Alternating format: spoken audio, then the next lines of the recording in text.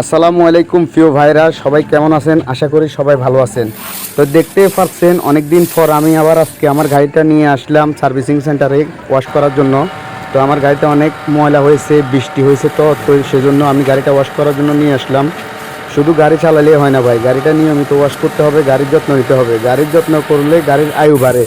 তো আমি সুন্দরভাবে আজকে গাড়িটা ওয়াশ করাইতেছি ভালোভাবে, যেন একটু ময়লা না থাকে।